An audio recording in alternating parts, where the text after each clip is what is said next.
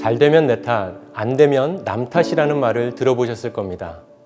이것을 심리학에서는 베네펙턴스 현상이라고 하는데, 사람이라면 스스로에게 자비심, 선행을 느낀다라는 뜻을 갖고 있습니다. 다시 말하면 성공에 대한 자신의 공로는 대단하게 생각하고 실패에 대한 책임은 하찮게 여기는 행동 특성을 말합니다. 예를 들면 요즘 취업하기가 너무 어려운데 열심히 노력했음에도 불구하고 취업이 되지 않았을 때, 회사가 인재를 몰라본다거나 부모님의 지원이 부족했다고 원망하게 되고, 반면 노력한 결과 취업에 성공하면 고생한 보람이 있다며 자신을 칭찬하는 것을 말합니다. 또 하나 베네펙턴스 현상을 표현할 수 있는 대표적인 신조어가 있는데 바로 내로남불이라는 말입니다. 내가 하면 로맨스, 남이 하면 불륜이라는 뜻이죠. 남이 할 때는 비난하면서 자신이 똑같은 행위를 할 때는 합리화하는 태도를 말합니다. 과연 우리 인간들은 언제부터 이런 태도를 갖고 살았을까요?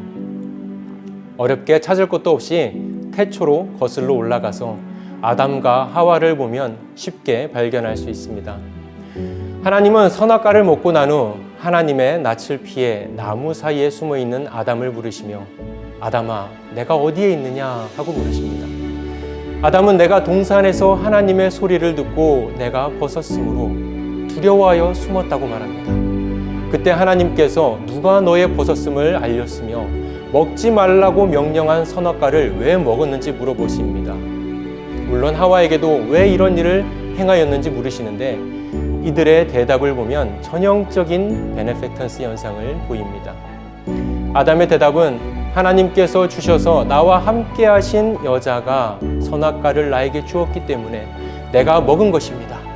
아담은 자기가 잘못한 것이 아니라 하나님께서 아담에게 주신 여자 때문에 선악과를 먹은 것이니까 결국은 하나님 잘못이라는 것입니다. 하와의 대답은 어떠합니까? 하나님께서 만드신 뱀이 나를 유혹했기 때문에 내가 선악과를 먹게 되었으니 결국 하나님 잘못입니다 라고 대답합니다. 하나님께서 창조하신 이 세상은 그 자체가 참으로 선한 것이었습니다. 그러나 선악과를 먹은 이후에는 사람들이 자신의 잘못을 깨닫기보다는 남의 잘못을 먼저 이야기하게 된 것입니다.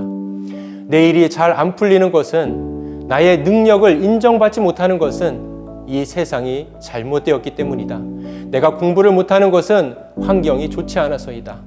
내 자식이 나쁜 행동을 하고 점점 이상해지는 것은 나쁜 친구들 때문이다.